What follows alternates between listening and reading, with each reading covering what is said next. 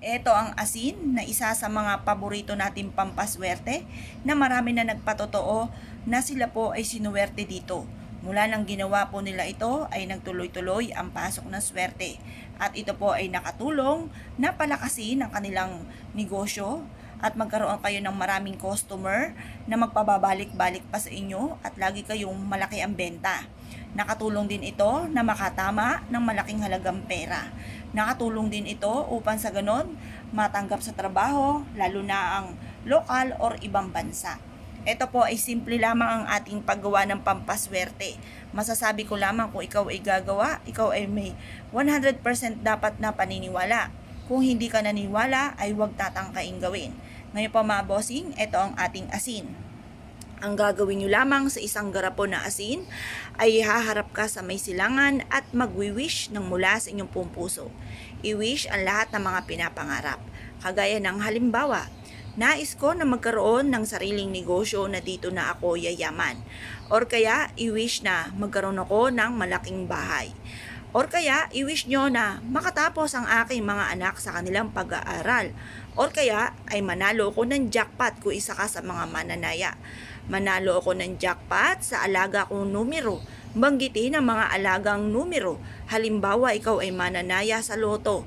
Sabihin nyo po, ang aking numero na tinatayaan na alaga kong numero na makaka-jackpot ako ay ang numero na, halimbawa lang po, 758 at ang edad ko ay 41.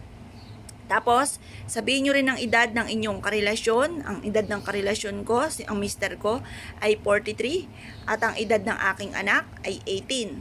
Yung isa kong anak ay 10. Kaso nga lang, hanggang 6. Pili lang po kayo kung gusto nyo rin po yan tayaan.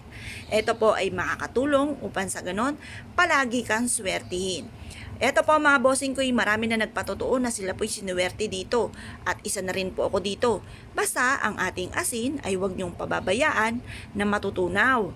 At kapag ito'y natunaw, hugasan niyo kaagad ito mga bossing. Dahil ito'y marami nang nahigop na negatibong enerhiya kaya yan ay kaagad ay natunaw. Ngayon po mga bossing, lagyan niyo po muli ito ng panibago ng malinis na asin. Kailangan buo-buong ganyan ng asin. Pero once na ito ay nanigas, okay lang po yung pinakaibabaw ay naninigas talaga. Pero once na yan po ay natunaw, yun ang hindi okay. Kaya kapag ka nanigas ang ibabaw, haluin nyo lang po ng kutsara, yan po ay ganyan ulit ang magiging resulta. Ngayon po mga bossing, dadagdagan nyo lalo ng sipag at tiyaga kapag gumawa ka ng ganito. Huwag na po kayong kumbaga magdadalawang isip kasi once na ikay nagdalawang isip, hindi natutupad ang ating mga kahilingan, nababaliwala ang ating mga pampaswerte. Kaya kung gagawa ka ng ganito, abay 100% na ang paniniwala at i-mindset nyo na simula na ito ng pagyaman at lalo nyong sisipagan mga bossing. Proven po ito, kaya kung kayo pinaniwala at nais po itong gawin, asya, good luck po sa inyo po lahat.